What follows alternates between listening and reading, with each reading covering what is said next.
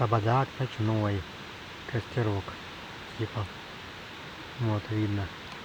А костерок ночной тоже.